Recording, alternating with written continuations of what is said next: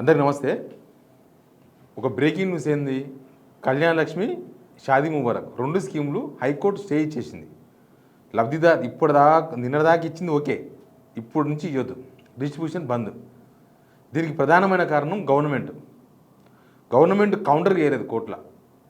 1 month time తీసుకొని కోర్టులో counter చేయకపోవడంతోన 8 జీవోలు 2014లో అప్పటి గవర్నమెంట్ ఇచ్చిన జీవోల మీద స్టే ఇచ్చేసింది. దీనిలో ప్రభుత్వ నిర్లక్ష్యం కనబడుతుంది. ప్రభుత్వము కోర్టుకు టైం తీసుకున్నప్పుడు మాకు ఒక 1 మంత్ టైం ఇవ్వండి, మేము కౌంటర్ దాఖలు చేస్తామని చెప్పినప్పుడు దాఖలు చేయాల్సిన బాధ్యత గవర్నమెంట్ మీద చేయలేదు. ముందు సబ్స్క్రైబ్ చేయండి, షేర్ కూడా చేయండి.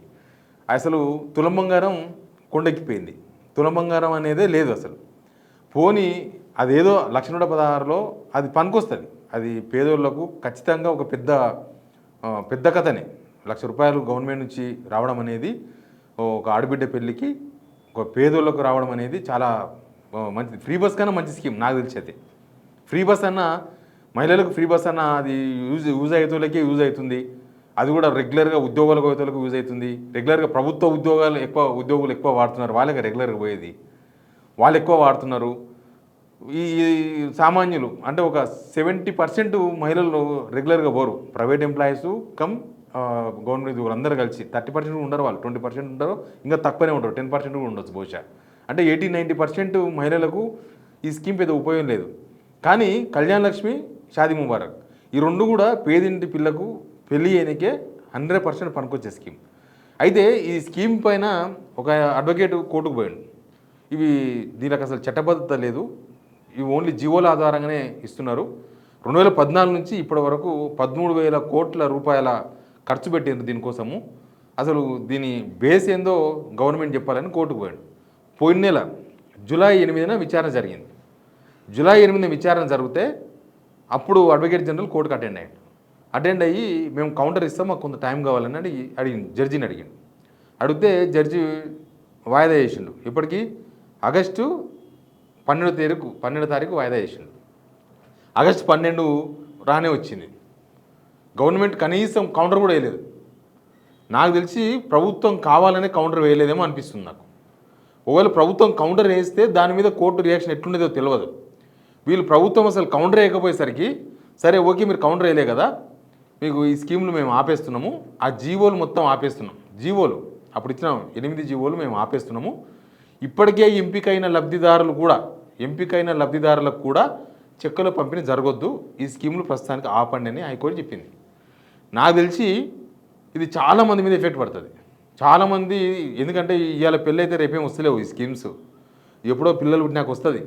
అంటే నాకు తెలిసి ఒక సంవత్సరన్నర క్రితం పెళ్ళైన వాళ్ళకు కూడా ఇప్పటిదాకా ఇంకా అందలేదు. కళ్యాణ లక్ష్మి కానీ షాదీ ముబారక్ 2 అట్టే ఉన్నాయి, ₹1,16,000.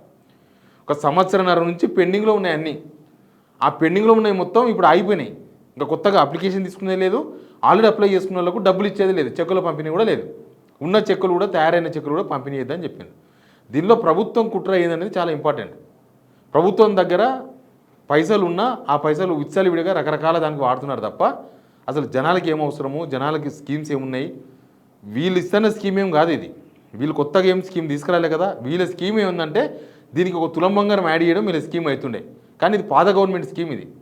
పాత గవర్నమెంట్ స్కీమ్ అయినప్పుడు గవర్నమెంట్ కరెక్ట్గా కౌంటర్ చేసి కోర్టులో లేదు, ఇది పేద ప్రజల కోసం ఇస్తున్నాము, దీనికి ఉన్న చట్టబద్ధత ఇది మాట్లాడొచ్చు కదా. ఇది ఎవరికి ఎలిజిబిలిటీ ఎవరు, అసలు దీనిలో ఎవరికి సహాయం అందుతుంది.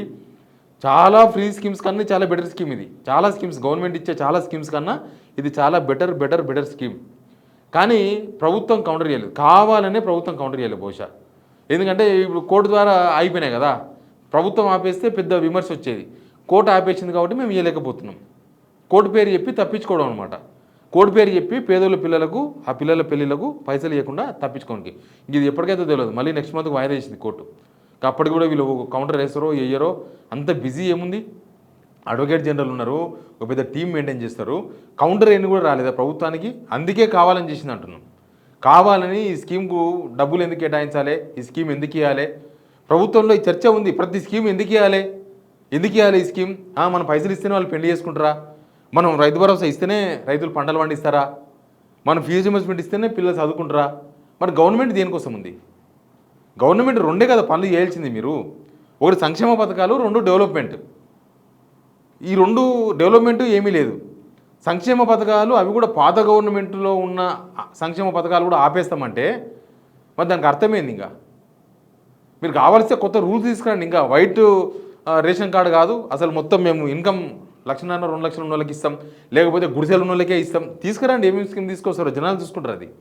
కానీ మొత్తం స్కీమ్ ఆపేయాలని ప్రభుత్వం కౌంటర్ వేయకుండా ఇప్పుడు మొత్తం స్కీమ్ని ఆపేసి ఈ స్కీములు బంద్ అయితేమో అనిపిస్తుంది. మెల్లగా ఎత్తేనికే ప్లాన్ ఏమో గవర్నమెంట్ ఇదే కదా ప్లాన్. రైతు భరోసా స్కీమ్ ఎత్తేనిక కూడా కొంతమంది రైతులతో ఉన్న వినతి పత్రాలు తీసుకొని మాకు రైతు భరోసా వద్దు, మాకు బోనస్ ఇస్తే చాలు అని ఆ ప్లాన్ చేసిండ్రు. రైతుల దగ్గర నుంచి తీవ్రమైన వ్యతిరేకత వస్తుంది, రైతులు ఎమ్మడి పడతారని చెప్పి ఆ ప్లాన్ నుంచి వెనక జరిగిండ్రు. ఇది మాత్రం పర్ఫెక్ట్గా అమలు చేసిండ్రు. కళ్యాణ లక్ష్మి స్కీము షాదీ ముబారక్ ఇవ్వకపోతే ఏమవుతుంది, ఎవరు వస్తారో చూసుకుందాం అనుకుంటుంది మా గవర్నమెంట్. 100% గవర్నమెంట్ తప్పే ఉంది కదా, ఇక్కడ కోర్టును తప్పడాల్సిన అవసరం కూడా లేదు. నువ్వు కౌంటర్ చేస్తుంటే కోర్టు ఏం చెప్పేదో తెలుస్తుండే. వీళ్ళు కావాలని ఆ స్కీమ్స్కి పైసలు ఎందుకు ఇవ్వాలి, జనాలకు పేదోళ్ళకి ఎందుకు పైసలు ఇవ్వాలి, పెళ్ళికి మనం ఎందుకు ఇవ్వాలి పైసలు. వీళ్ళు మాత్రం చేసుకోవచ్చు, పెళ్ళిళ్ళు చేసుకోవచ్చు, ఫంక్షన్లు చేసుకోవచ్చు, ఢిల్లీ పోయి దావతలు చేసుకోవచ్చు, 20-25 రోజులు అమెరికా టూరు, చైనా టూర్ పోవచ్చు, ఎంజాయ్ చేయొచ్చు, అన్నీ చేయొచ్చు. కానీ జనాలకు మాత్రం ఏం చేయొద్దు. జనాలకు పేదోళ్ళకే కదా మీరు ఇచ్చేది. పేదోళ్ళకి ఈయనకి ఏం ప్రాబ్లం వచ్చింది, మీరు వెరిఫికేషన్ చేసే ఇస్తారు కదా.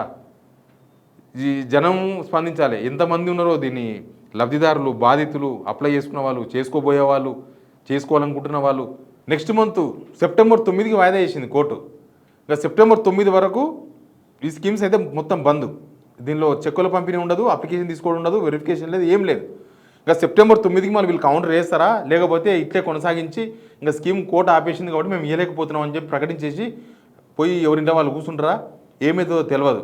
ప్రజాప్రభుత్వం అని, పేదల ప్రభుత్వం అని, నేను సామాన్యునని, నేను పేదరికం నుంచి వచ్చినని ముఖ్యమంత్రి ప్రకటిస్తారు. తీరా చూస్తే ఇప్పుడు సామాన్యులకి పెద్ద బొక్క పెట్టింది గవర్నమెంట్. ఈ స్కీమ్స్ ఎత్తేయడానికి ప్లాన్ ఏమో అనిపిస్తుంది. Please subscribe.